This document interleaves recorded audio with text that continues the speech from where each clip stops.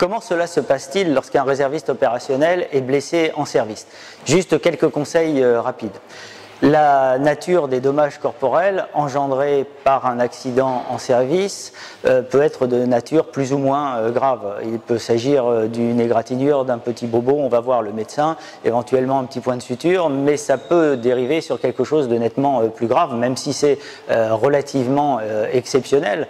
Et il peut y avoir un arrêt de travail. Cet arrêt de travail peut engendrer des jours, des semaines, voire des mois. On a des réservistes qui ont été ainsi en arrêt de travail pendant plus d'un an, et là il y a des soucis d'indemnisation rapide. C'est la raison pour laquelle mon conseil est de mettre en œuvre le dossier le plus rapidement possible. Pour cela, il faut que le réserviste soit très réactif par rapport aux demandes de la section du personnel de réserve. Il faut qu'il transmette les éléments qui lui sont demandés, qu'il s'agisse de comptes rendus dans un cadre militaire ou qu'il s'agisse de documents civils tels que des attestations de sa caisse de sécurité sociale civile, attestation d'employeur, bulletin de salaire ou autre, il faut qu'il les transmette très rapidement. Et s'il est en milieu hospitalier, il faut que sa famille fasse la transmission des documents demandés à sa place. Une fois que ces documents sont réunis, il appartient à la section des personnels de réserve de transmettre au service de l'État, qui est le secrétariat général pour l'administration du ministère de l'Intérieur, qui est le gestionnaire pour les indemnisations des réservistes. Eh bien, il faut que ce service, ce SGAMI, mette en œuvre les procédures.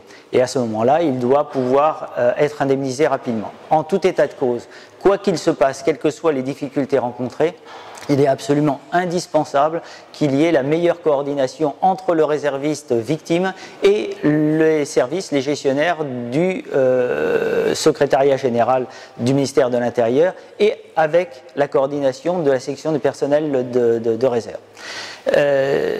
Il y a un point particulier qui concerne des accidents, appelons-les comme ça, mais qui sont commis au travers de coups, blessures, injures, outrages. Donc là, il n'y a pas forcément de dommages corporels. Dans le cas d'injures, il n'y a pas de dommages corporels. Et à ce moment-là, le réserviste opérationnel peut bénéficier, comme tout gendarme d'active, de la protection fonctionnelle, c'est-à-dire de l'aide juridique qui est accordée par la Direction générale de la gendarmerie. Il suffit d'en faire la demande. Là aussi, il faut se mettre en contact avec la section personnelle de réserve.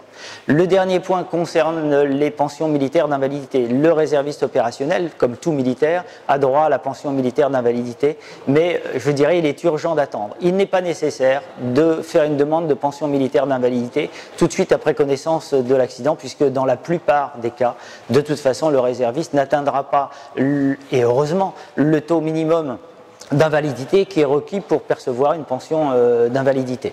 Donc là-dessus, il est urgent d'attendre, il n'est pas nécessaire, on peut toujours le faire, une demande de pension militaire d'invalidité peut être faite plusieurs semaines, plusieurs mois après la date de survenance de l'accident.